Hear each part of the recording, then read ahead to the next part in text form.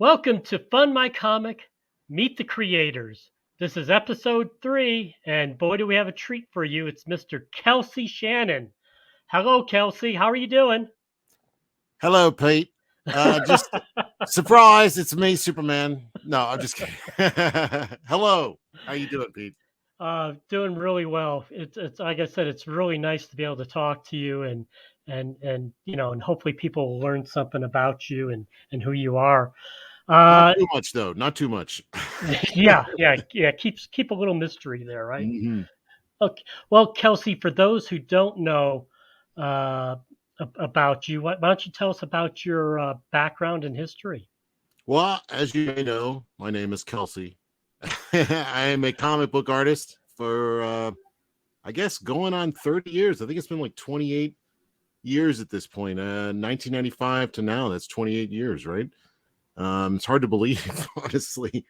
Um, let's see. I started in the indies and moved my way up into the mainstream, and then you know ended up out here on the interwebs selling comic books. So it's been quite a journey, and I'm getting ready to fend for myself, get out there on my own, put my hands in the audience, put myself in the audience's hands, and do my own thing, which is scary and exciting and fulfilling and all the above. So Yeah, what comics did you work for during your pro years before your independent years now? well, I started long time ago in the indies, just getting whatever I could get at any convention I went to. There was a lot of conventions back in the day. And then Hmm. I eventually landed a job as an inker at Antarctic Press, working on Okay. like Shotgun Mary and Warrior Nun and all those things. And eventually moved into, let's see, some of the high points would probably be like Batman Adventures. I did covers for them at DC, and I even did an issue with Mr. Freeze, and worked on a comic called Bastard Samurai at Image with Mike Oming Ah, and Miles Gunter writing. Also did Dark Fang at Image with Miles Gunter, same writer, and okay. worked at Archie on the Mighty Crusaders and Josie and the Pussycats and shoosh, man, it's been a lot of stuff. Colorist for GI Joe over David Williams, um, just all sorts of things. I worked with Phil Hester on the Flash. I mean, I've had a very blessed career, man. I've just enjoyed. It's been hard. Don't get me wrong, but I've enjoyed Hmm. just what I've been able to do, and the people I've been able to work with. It's been fantastic. So And how about your latest indie career, working with all the different indie artists and that are crowdfunding now? well, I mean, it was really kind of um I mean, I don't know how much you want to get into like the whole business of Comicsgate and all that, but I mean, I don't know how I can Sure, talk.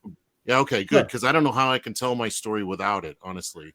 No, I was hmm? we love the comic skaters. You Okay, know, great. yeah, yeah. Any independent comics creator, any group, whether left or right, we don't care. Mm, We just oh, love good people. that people are passionate about it. You know.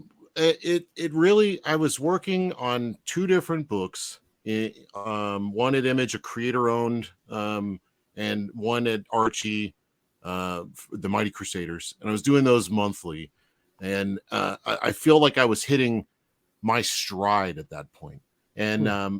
I couldn't understand why nobody was watching. Nobody was really paying attention. And then you kind of see how everybody was arguing about this or that, and it led me to kind of see what the problems were. Many different kinds of problems, but one key one for me was that um, in a nutshell, we weren't really paying attention to what the fans were wanting, and were talking about, and they're being neglected. And it dawned on me that I was a fan. I was doing this as a fan. I never really thought about the other side of it because I was that side. I was the fan. So I never really thought about my responsibility, as a creator. So that wholly shifted my entire focus.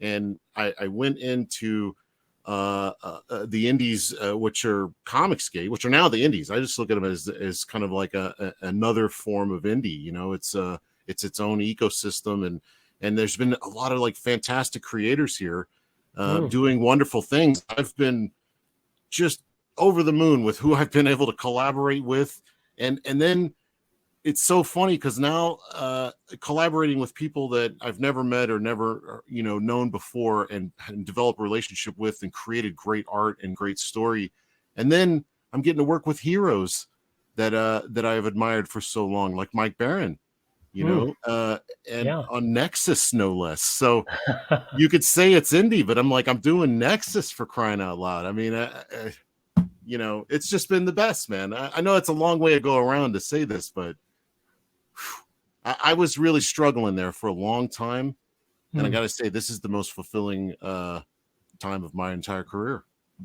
Yeah, because it seems like you had been always working on something, and juggling a lot of different books now. So it seems like the amount of work you've had has been pretty good. Well, I mean, it was really important to me to get at least my best out there for the fans and people who are wanting something different, or wanting something new or cool or interesting, and they were kind of sick of like what was going on, and there was a need for something else, and like it was really important for me to fill that need no matter what. And there's all these great books that were being developed that needed artists, and I jumped on Mm, whatever I could do, yeah. and also I was very serious about this whole endeavor, this whole kind of renaissance of comics, of doing kind of fan focused things, and being more of a community for comics. And I didn't want to rush it. So again, I was trying to do as much as I could, and be out there as much as possible, and be dependable, and or the perception of dependability anyway, being out there often. Yeah. Mm. Yeah. So what is it like to you've been working on everyone else's campaigns, you know, uh, all these years now, to all of a sudden to finally have your own campaign. Oh man.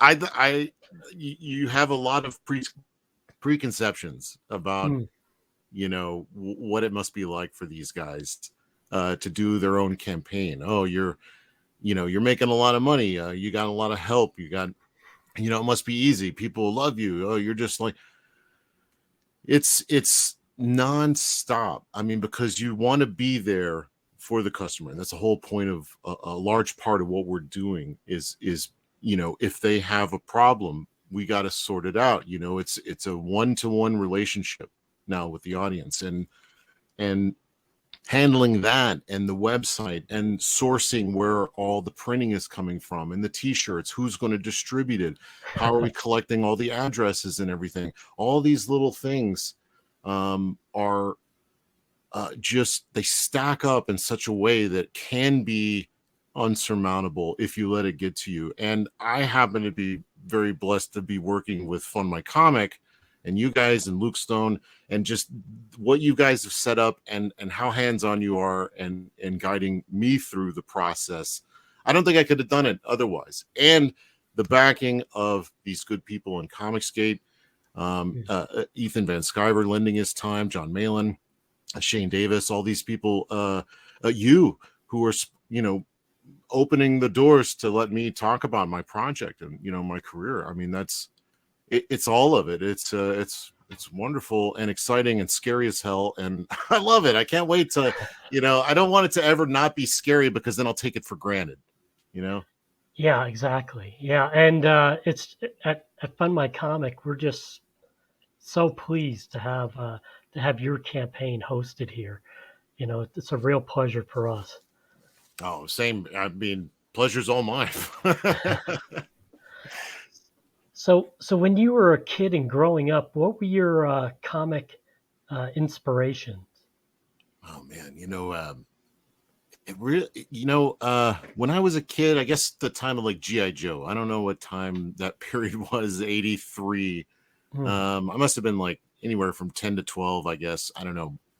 I had a friend that was, I played GI Joe with him, but he also had an interest in comics. So he always had this stack of comics. So even at a young age, I was always exposed to comics, but I kind of looked at the art. He was a real reader. He got into the stories and everything. Even at that age, he was Hmm. really invested in all these comics, stacks and stacks of everything, Alpha Flight. And upon, like I didn't really think about it. And then having to do these interviews, if I could kind of reconstruct, what was my first influence of comics? And I think my friend Robin Herman, you know, who had a big stack of comics, and I was exposed to John Buscema's Wolverine #1 before I Ah. even realized how important that was to me. You And, know, and as a child, were you one of those kids that was always drawing, always sketching? yeah, yeah. I drew like trucks and stuff. I wanted to be a truck driver or a captain of a ship or something, very, very much like what boys want, when they're young. And Hmm. I didn't really get thinking that you could do this as a job until I was close to graduating high school and I saw Really? that button fly jeans commercial with Rob Liefeld. And Huh. suddenly it clicked because I was also getting more interested in comics. I had a math teacher who the class was going wild one day, and I just see him calmly over at his desk behind his briefcase. So I walk over to see what he was doing. His briefcase is filled with Spider-Man comics.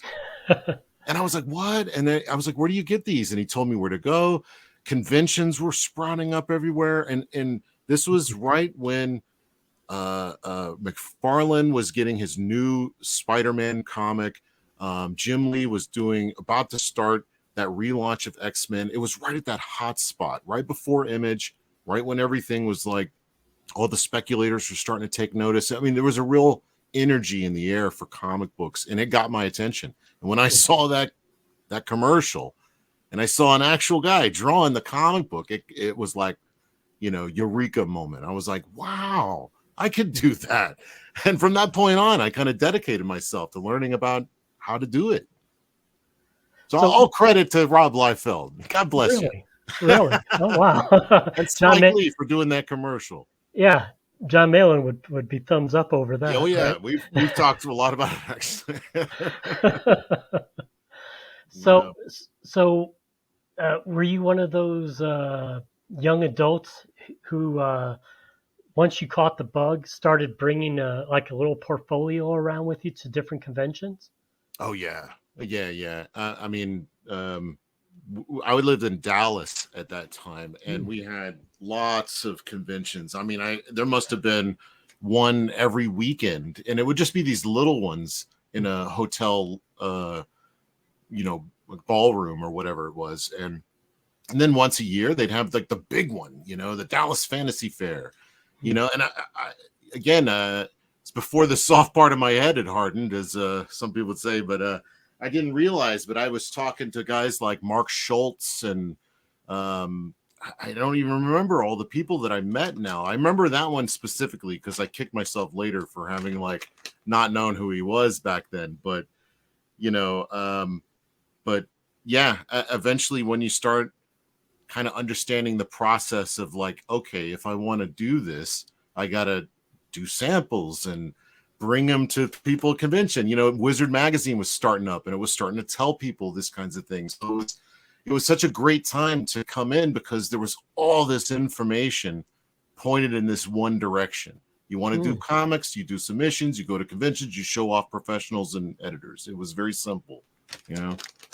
Is there a one specific time that you got some feedback uh, from a pro or semi-pro that made a difference in your life? Um, yeah, I was about to tell a joke. I got a lot of jokes like that. Rob Liefeld got me interested, and then when I finally met him, he was not impressed with my artwork. But uh, that's how it yeah, works. But yeah.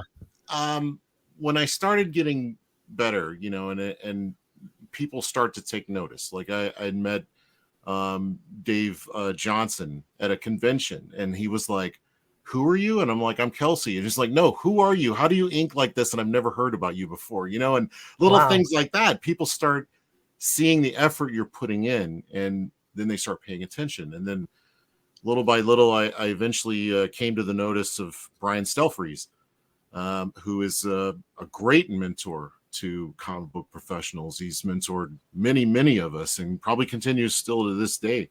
But I was trying to get in. I moved to Oregon, and I was literally banging on the windows of Dark Horse, trying to get them to take notice of me. Hmm. And I noticed that there were a couple guys, Mike and Mario Ortiz, who did a book called Arachnus, and they were living in Washington, I think just across the river.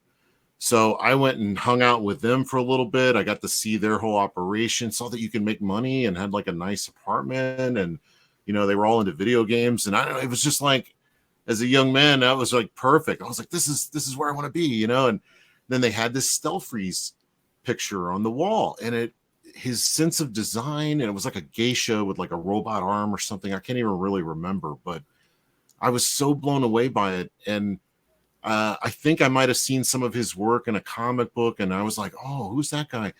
Well, the Ortiz brothers knew him. They were also maybe mentored him, or they met with him at a convention, or they had knew him, and they were like, oh yeah, we got his number. You want to call him? So I was like, yes. Yeah, because I was at that moment where I was calling everybody. I'd find Mike Mignola's number in the phone book and call him, But he was so cool. He answered. But anyway, so I got in contact with Stelfreeze. Stelfreeze took the time. He took the time to look at my work. He gave me pointers. He talked to me about painting, color theory, storytelling, just Wow. everything. And he armed me with the weapons that I needed to really make a move on the industry. And I'll be forever grateful to him for that.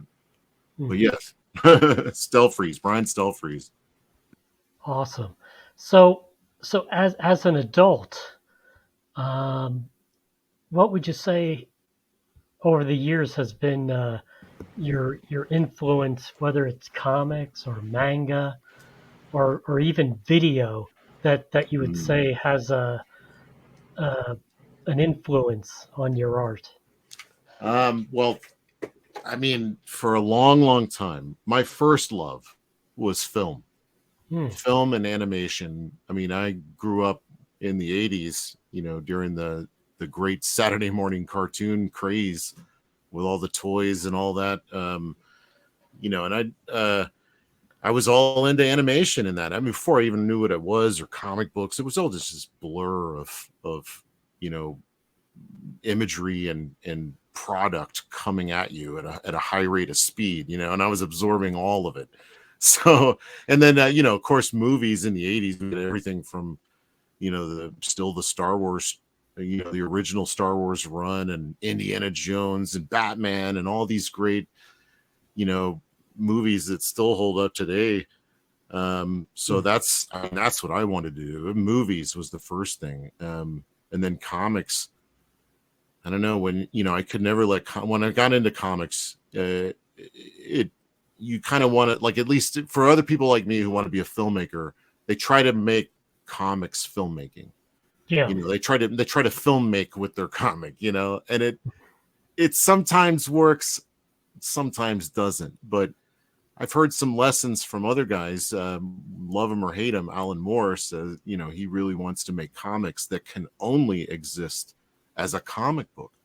And Hmm. that kind of, and I've heard that from a couple other people in different ways. And it really Yeah. made me think about how special our particular art form is and how taken for granted it is largely. And that rededicated myself to like the art form itself and to really focusing in on this is what I need to be doing, and not some fantasy of doing film, things like that. Instead, yeah, Yeah. yeah. I've also heard you talking about like sketchbooks. It seems like you're also influenced by anime and manga.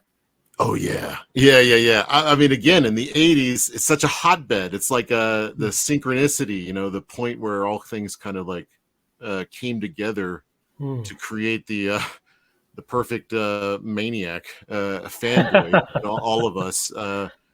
So like, in that time period, we were watching cartoons from Japan, like, but they were, put in the guise of an American thing, like Voltron and Robotech and all these things. And then eventually, when I got older, anime proper was really starting to come in. Manga in the form of like Akira and things Hmm. like that. And I was working at Blockbuster, and they had Warriors of the Wind on the shelf. And that's Nausicaa from Miyazaki, but we didn't know any better. It was all kind of new and everything, and so I've been exposed to that since like day one. And and once I saw stuff, I'm getting interested in comics. I'm looking for my local comic book stores, and I see Appleseed from Masamune Shiro on the Hmm. shelf, and it was filled with action and violence and sexuality. And at the same time, I'm seeing like Heavy Metal magazine and things like that, and I'm seeing a European perspective, and from all over the world, I'm getting exposed to comics. Not only how cool all of our American comics were, it was just this amalgam of all this stuff that is so. I mean, I almost forgot the question. No, Just no, it's wonderful hearing that you have this international perspective to comics, because after all, manga is just comics, just yeah, from a Japanese perspective. Yeah. absolutely. And I It, at this point now, I'm scouring the earth for like cool comics. I find like I'm so thankful for the internet in so many levels, because hmm. there's websites that are archiving Italian comics and Spanish comics from like the 70s and 60s and stuff, and things I've never seen before that are like, I thought we were just making this stuff up now. You were doing this back then. Wow, Yeah. Yeah. So you got to expose yourself to like more than just, what's right around you. There's so much cool stuff out there. Yeah, and do you believe that those international comics has affected your outlook and the way you create Oh, yeah. comics in America? Oh, yeah. Yeah. Cause like, I believe that we got some of the best dynamics. We got some of the most eye catching as far as like, especially for probably kids. I mean, if more kids were exposed to comics, if they had Hmm. that same impact, Kirby or Hmm. Jim Lee or Todd McFarlane or any of these guys that really like brought the heat, it's exciting to look at. But then you look at like how the French approach lighting and color, and it's just some of the stuff that they do is very advanced. But then you look at manga and how they approach characterization and also timing, and they stretch out action scenes and really milk every dramatic beat you could possibly do. Hmm. If you kind of like take little bits of all of that stuff, you could really have something magical. And that's what I'm chasing. I mean, I don't know if I'm going to get there, but I'm always kind of chasing that. Let's take the best of everybody and put it together into something amazing. So it sounds like you're always the student. Mm-hmm. Is Oh, that for important? sure. Yeah. Is that Yeah, it never changes. I mean, people always like, can you do a drawing tutorial? And I'm like, I'm still learning from guys I'm watching on YouTube. Here, I'll send you the link. yeah? So having the passion is, and it sounds like you still have the passion, Oh yeah, because more than that's the ever. that's the death, isn't it? When when the artist obviously no longer cares, Mhm. is just doing it for just a paycheck. Yeah, and I was in danger of that until all this happened with Comicsgate, and hey, thank God for Trump, because like he shucked the coconut out of the tree, that rotten coconut. I don't know, and it really kind of shifted my thinking entirely. And I wish it worked for more people. Quit thinking of it as a political thing. If if it's bothering you, I mean, let's just stay where you are then, but rearrange your thinking to be better for comics. Like I would say, you cut me, I bleed ink. We are related on that level, and we should like give each other some space, but always come together for comics and for the fans. So yeah, I'm in that place now.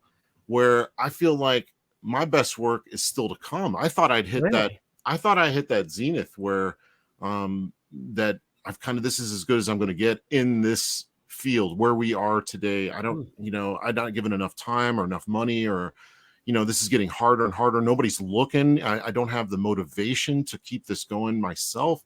I'm starting to look for other work. Maybe I could do storyboards or something for movies, but this whole thing, you can feel the excitement, it's palpable, the people are like wanting something. And I'm not saying it's me, but I really believe that next magic, that next moment, that next thing, that awesome property, that amazing artist is going to come out of this, Yeah. because Yeah. they have the opportunity to do what is in their hearts and minds to produce, and it will click with the audience. And that is just so exciting. And that makes me want to try harder, Yeah. Yeah. this is the best time for me. Yeah. I believe you're correct at that. Something's going to break and something's going to be huge at some point out of Oh yeah. these independent artists. Uh, what do you think about? I mean, it seems to be such a shame that the mainstream, the big two, have made American superheroes so uncool, so awful to the young generation. Isn't that now hurting everyone? Oh gosh, man. I I used to be one of these guys that didn't really care for tradition, didn't really understand the value of these things we do as a culture that bind us together and keep us kind of focused on the future and the good things about us. And little by little, we've let these things go, Christmas or 4th of July, or celebrating the troops, or just any of these like normal things, your Mm, birthday, celebrating your birthday, getting, your uh grandparents anniversary, the big 50 or whatever, all these little things that these are the things that, these traditions that hold us together. And I think comics is built up to be one of those traditions. Superman, these are things that we can rely on. Batman, Wonder Woman, they've become iconic. And to treat them with any, just I mean, not even with malice, but just without care, and taking them for granted, like much. yeah, That's kind of like the motto of what I got to say here, is that I've often taken these things for granted. And I don't think it's just me, and I think we've taken these kinds of icons for granted and the kind of symbols that they have. But I think that that's endemic of where we are in our country. It's uh, we have to find the value in these things to get, again, as a people. We have to understand the value of our Superman. He, like, I've often heard it's like comic books and superheroes are our American mythology. yes, Same with yeah, the West. I believe the American Old West is our hmm, mythology as well.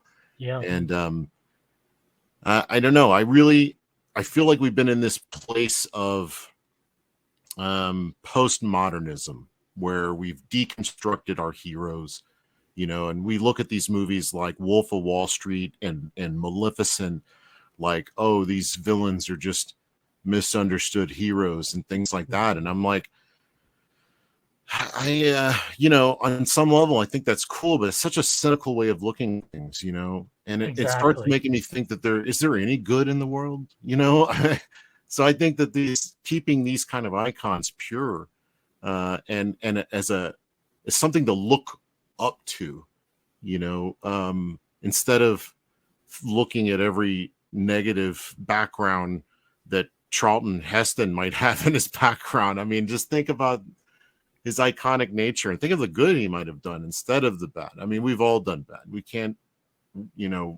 who among us is without sin? So, you know, uh, we just have to kind of think about the good things. And I like to keep in mind these icons like Superman and Batman and Wonder Woman from watching cartoons when I was a kid and how they made me feel. And I want to Mm, keep that in my heart, that purity, and it brings a little smile to my day instead of thinking about how Superman killed 20,000 people when he was fighting Zod in a movie, and that just,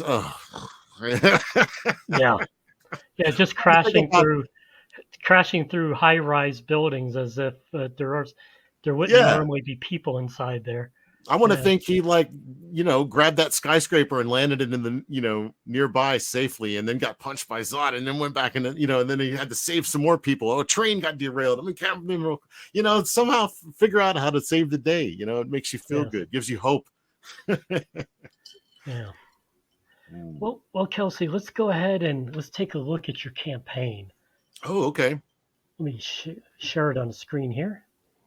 Yeah, I remember the question now. Speaking of this campaign, you were asking about the process books and the sketchbooks in regards to like manga and anime and all their books. That was a huge inspiration for this book, as well as many sketchbooks that I've collected over the years, ash cans, and they would show little bits of process art, the layouts, the sketches, and that always excited me. And I'm not the only one.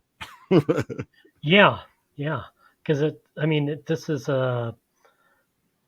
for an artist like yourself, comic artist.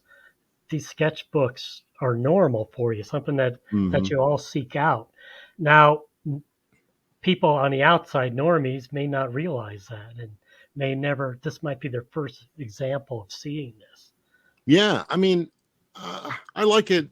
Like, I feel like there should be more of a knowledge base for this stuff, because there's guys like Frank Frazetta that really cross the lines of that, and there's been a lot of Frank Frazetta books that show sketches and things like that in there. So it would surprise me if people are like, "Oh, sketchbook, I never heard of that," kind of thing. So it's really, I think where this gets a little deeper than that is the layouts, seeing the actual comic book page in its raw form, the thought process kind of put, out there in the open.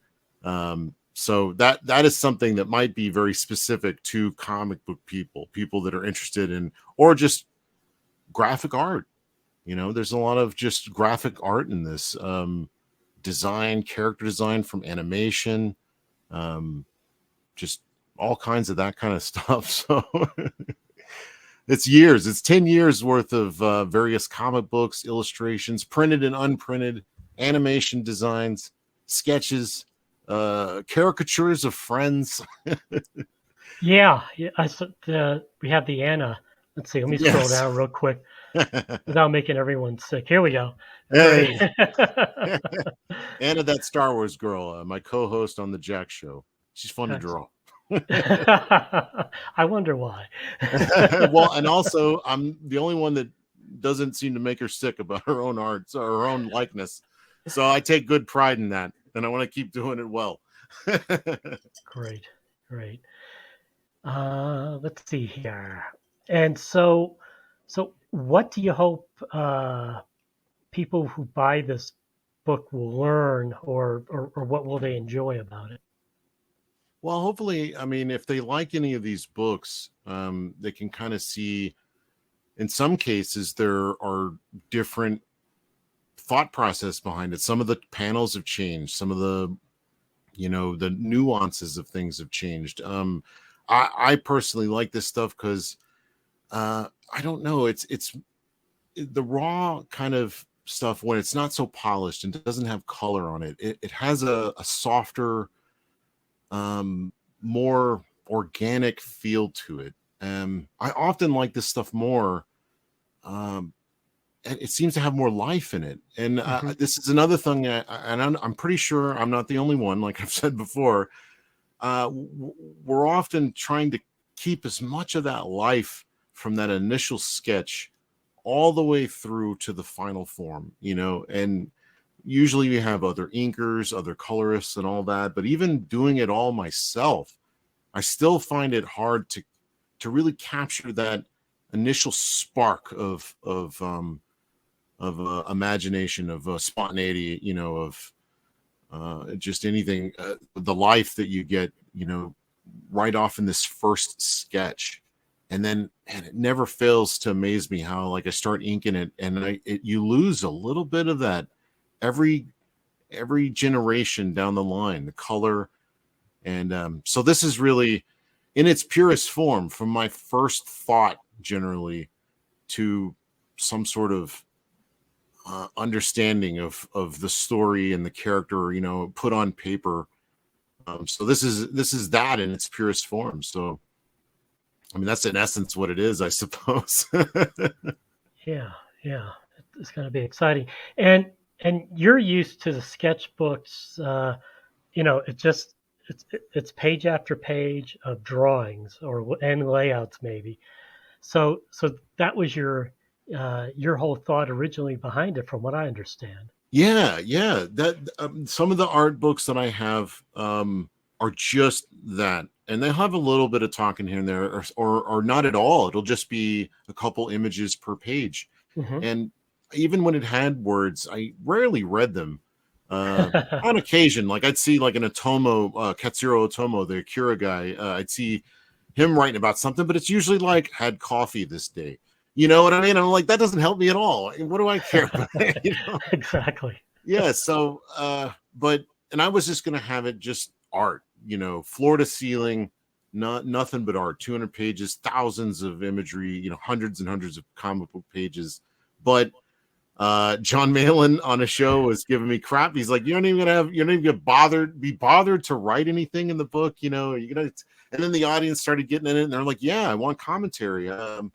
So that really got me thinking, you know, yeah, okay, maybe I should talk about stuff. So I'm going to reorganize it a little bit so that to include some commentary where it's appropriate and where I think it would be effective, you know, and try to have fun with it. Yeah, exactly. And you can also, I don't know whether people like it, but you could also break it up into a section, Mm-hmm. put your commentary, you know, refer to the page number, and then Oh leave the yeah. pages whole, you know? Yeah, because I definitely I've thought about a couple sections since. One of them I would like to do is a false start section.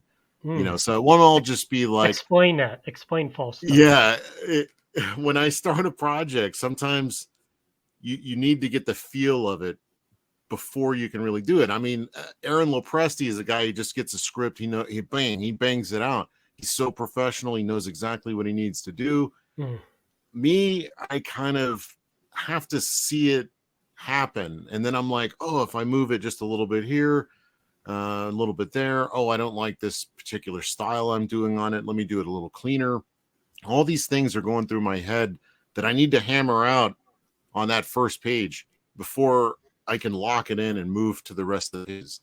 And when I was young, I used to have a real consistency problem where every page, every drawing, every character would look different. It would be a different style. And I don't know Hmm. what that's all about. Just, I don't know. I have a lot of different voices in my head, I guess. But when I started getting professional about it, I'm like, uh, I need to settle on whatever style I feel is appropriate for the story that I'm trying to tell, and figure out all the ins and outs of that, at least in the first couple pages, and then I can have a design ethic to go from that point on. And so that's just kind of how I work. And the start, it can be slow, you know, where and it works that way on covers too. I did the cover for the Stallone comic Hmm. For that Richard Myers? yeah, for Richard Myers. What was it? It was not the new one. He's still doing Stallone comics. Yeah. Expendables. Oh, the Expendables. Okay. Yeah, I did one of those covers, and it was, man, it was just like I had stage fright. You know, I'm like, I got to get Stallone's likeness. I got to get all these guys' likenesses. So many people are looking at it. You know, it's so it was really, I went through a lot of evolution of figuring out styles and compositions and design and all this stuff. And so that was a big false start where it took a long time, many different false starts to kind of land on what ended up being the cover of the book. So Hmm. I think that'll be a very interesting section. A big part of my persona on YouTube, I guess, and in this in indie comics now, is the trying to dispel some of the myth, or at least get rid of the fear for any of the people that want to try this, in Yeah, that don't be afraid to fail, exactly. you just start over. So, but another part of that lesson is don't let it take over, because I've been stuck in ruts where it's hard to get out of that. You have to learn how to trust your instinct at some point and just go with it. And it either fails or succeeds. You can't really control it either way, Yeah, so.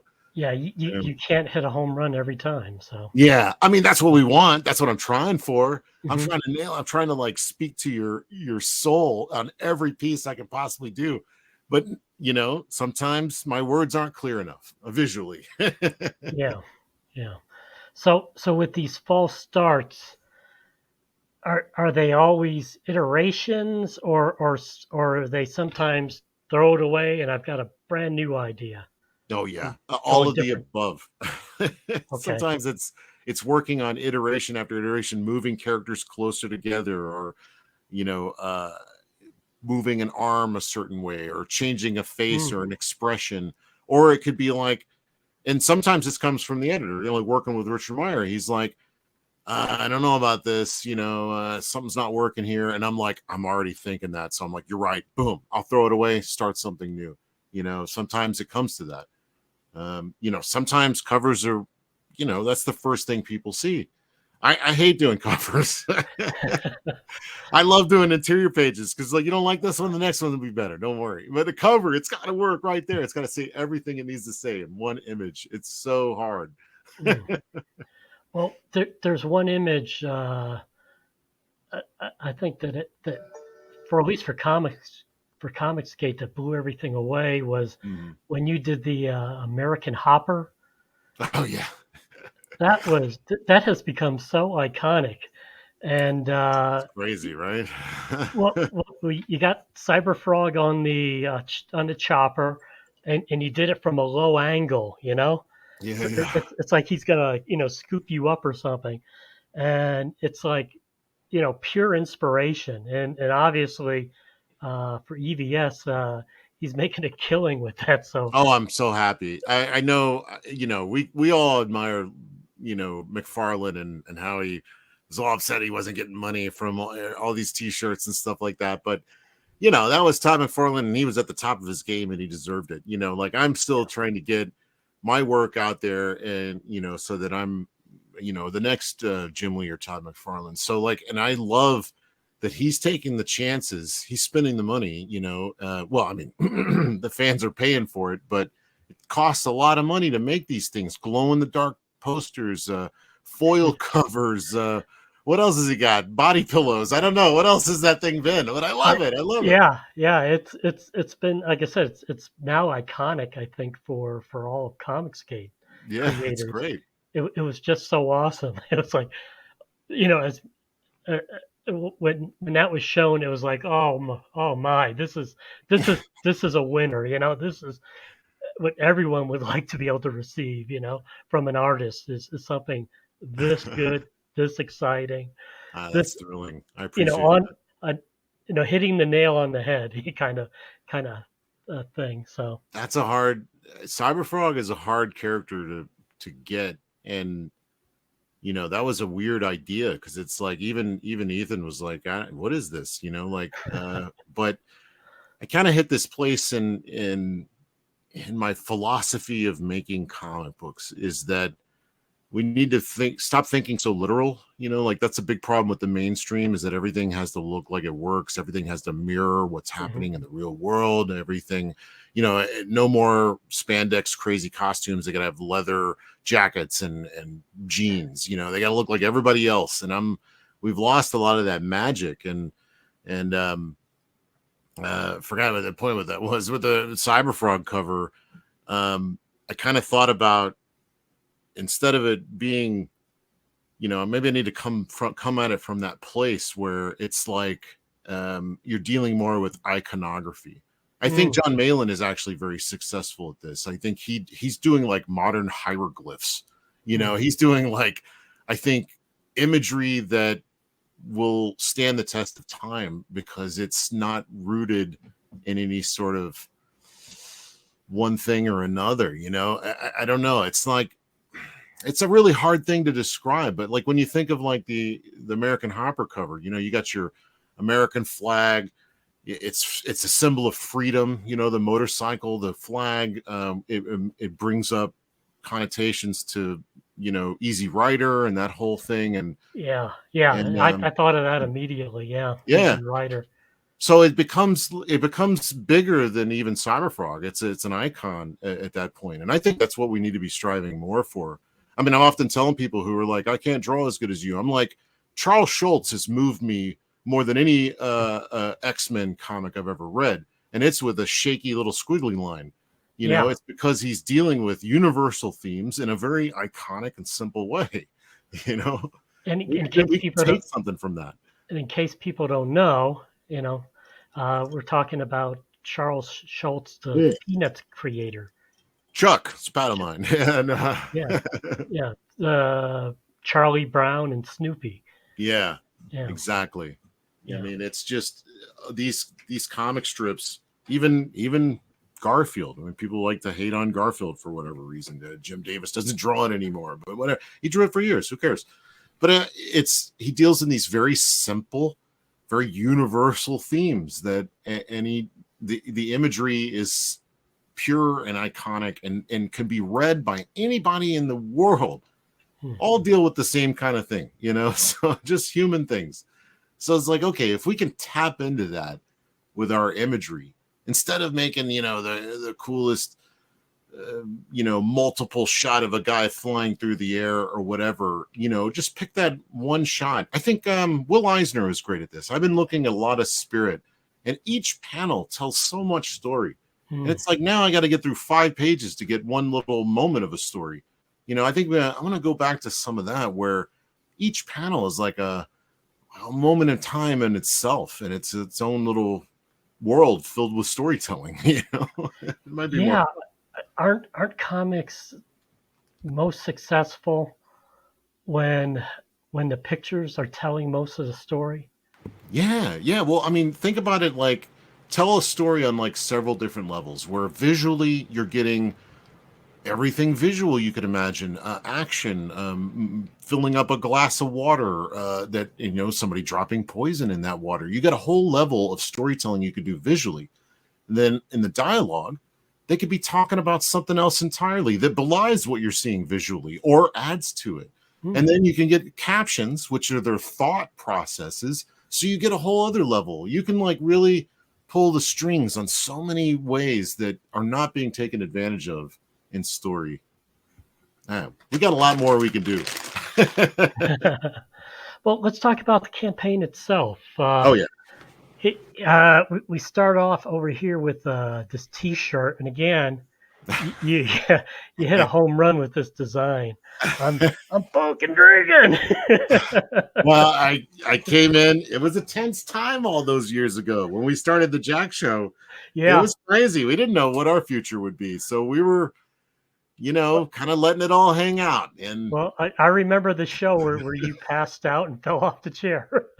everybody on that show has passed out and fallen off the chair at some point. It's like a rite of passage, but it was, it seems like a lifetime ago, but this definitely, a lot of people have been wanting something like this, or I'm hearing they also want a Jack Show shirt. I think it means a lot. It means a lot to a lot of people. And it's easy for me to take that for granted because it was just one drunken, night. But it, I can't take it away from people what it means to them. So I'll celebrate that. I'll keep it going. Yeah. God bless you. But again, the design is awesome. Kelsey's really wasted here. Well, if you see it, there's also, it's Jack Show whiskey. Actually, I'm holding there, so it's okay. It is a Jack Show shirt. That is awesome. I mean, just great. I mean, again, yeah, and this is what's so amazing. It's a 200-page book for $30, plus shipping. But yeah, I would have thought $45 plus shipping would have been cheap. So Yeah. $30? Wow. Well, I mean, I started looking at all my books and they were all around that same price. And I think about myself as a consumer. But Of course, they're, were huh? they 200 pages though? Some of them. Well, yeah, I mean, it kind of varies, but it depends largely on the print run, how many books you're putting out. So if they can think that they're going to make a print run of Mhm. 30,000, you can bring that price way down as long as they're going to sell. So we're dealing in a very boutique market where, I know it's not going to sell uh like gangbusters or whatever, but I'm hoping that the people that are very interested in this sort of thing will get it. Like, and I want it to be like at the best it could be for that, uh, Yeah. uh, yeah. And $30, I would buy that. Yeah, I think it's a steal, to be honest with you. And and as your crowdfunding campaigns grow over time, this is Yeah. something you can easily bring back as a second run, third run, or something you Yeah. can always have some on hand. It'll And probably be a long time. Let me make that clear though, too, because like a lot of people are wondering if I'm going to do more or if I'm going to do a 60-day campaign and things like that and make it just more available.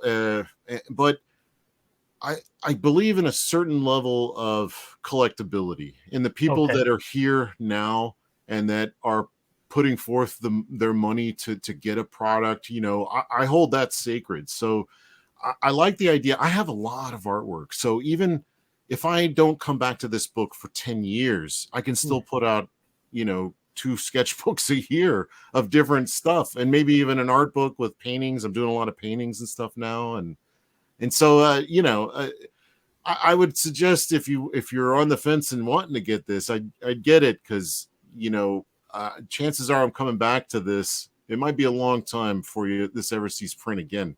So anybody that does get it knows that they were there. They were there when it happened. well, I was gonna say, 'cause I could see at a con where this would just fly off your table, you know, Yeah, I'm if gonna it do was some available. overprinting. I will bring some to conventions. Everybody's been doing a lot more conventions. I think it's becoming more open. There's people more travel around the country is getting easier again. So I want to hit more conventions. I mean, I Cool. really enjoyed going to conventions back in the day.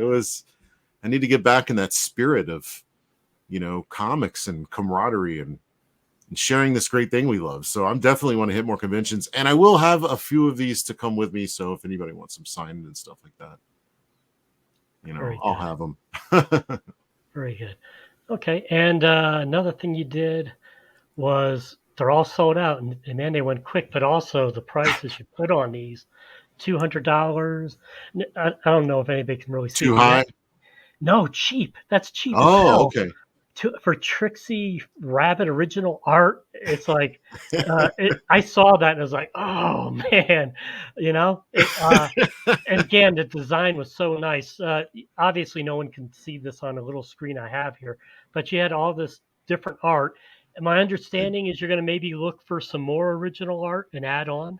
I have a ton, but I want to make it, good stuff. And the price. I know, like you got guys like Aaron Lepresti and Dave Williams are suggesting I charge like $1,000 for some of this stuff, and Hmm. I understand where they're coming from, and I do feel that. I'm like, oh, you should feel like you're worth more, and then it will have more value in other people's eyes. I see that. I know that psychology of that. It makes sense. But also, I've always been priced out of this. Again, I'm always coming at it from a fan perspective, and that I've never been able to afford it. I have a small handful of original art from creators that I really admire and love, and have met. And some I've gotten for free, some I bought, some I did push-ups for. I did one push-up for Dave Johnson. It has a story. I love the provenance behind that. So I want to make it available to more people that would want it, and then I encourage them sell it for more. because like if you get more money and people are seeing that the value of this stuff is going up, this is a bit of a selfish reason right here, but if people see the value going up, then I can sell my work for more later in life. You know what I mean? We got to start at a reasonable level, and move up from there. Well, but I think your designs are so good Oh, thank that you. I think people will see this, and again, they'll be iconic. Like again, like this Trixie rabbit that no one can see right now, but it, not knowing the artist, you go, I want that. It Oh yeah.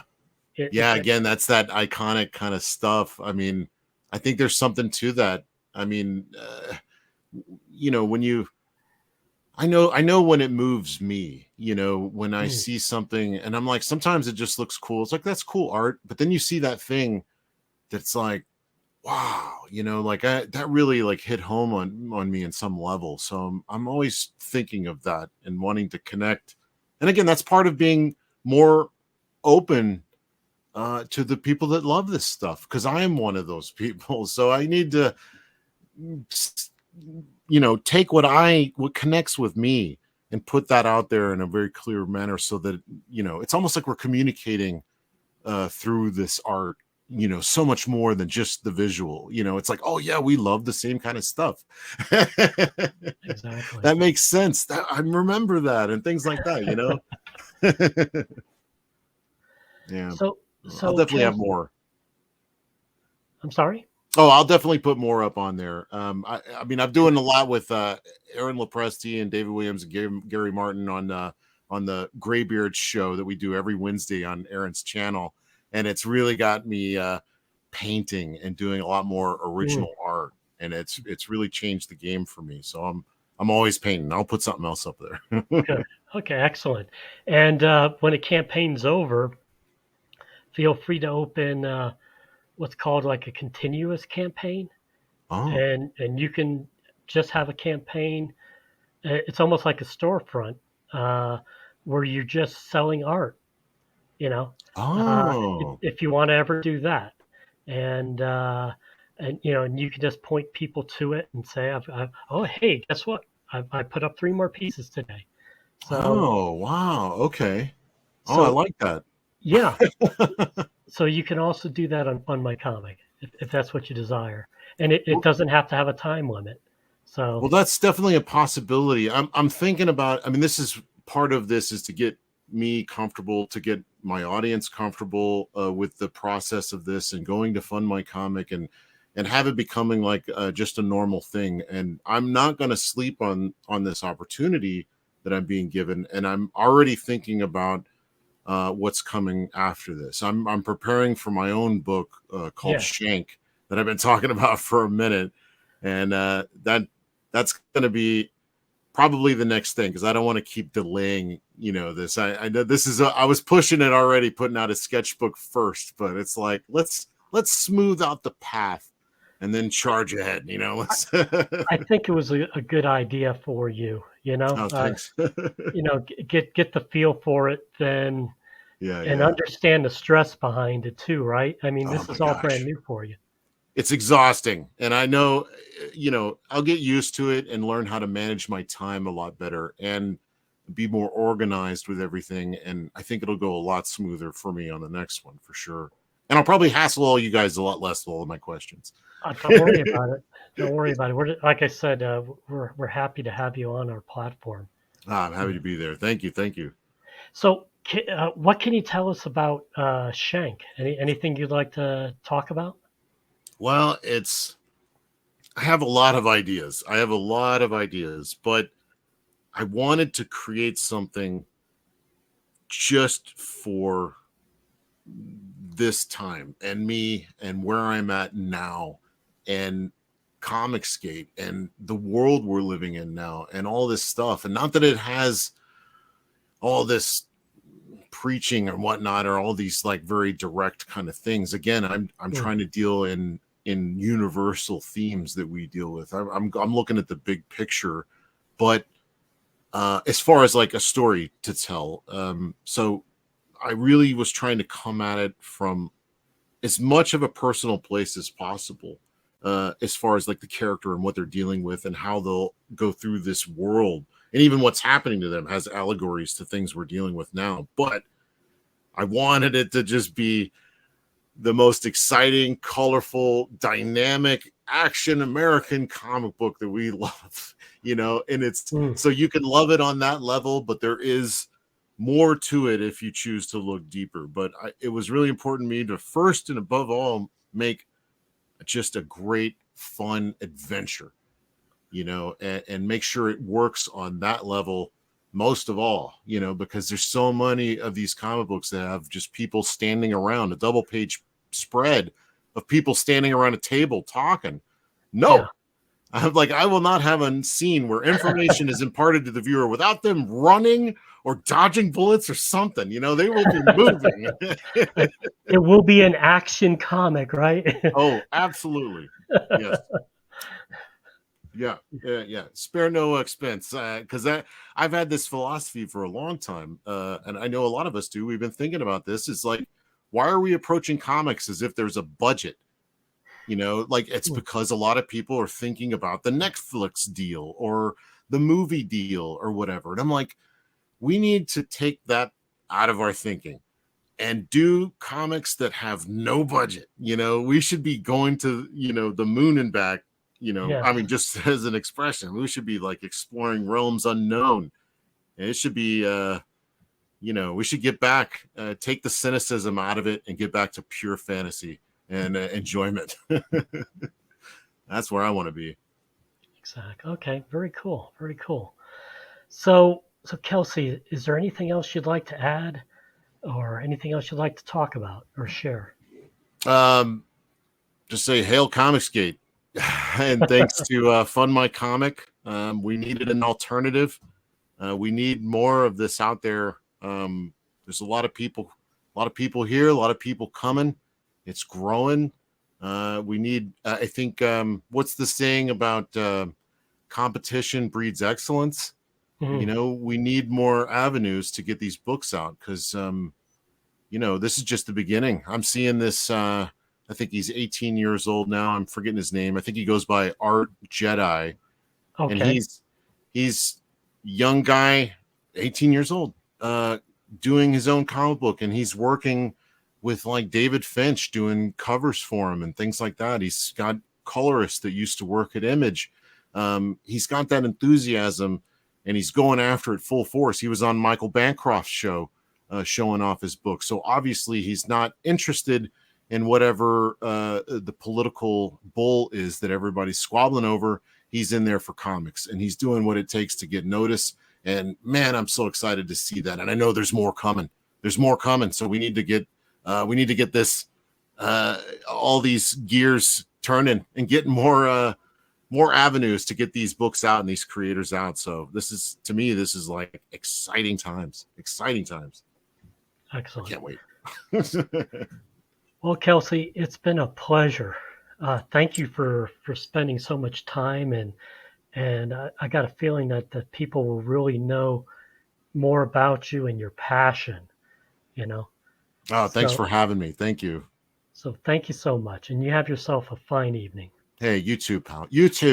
And don't forget to watch Superman coming, or whatever movie I'm in now. Thanks, Pete. Thanks.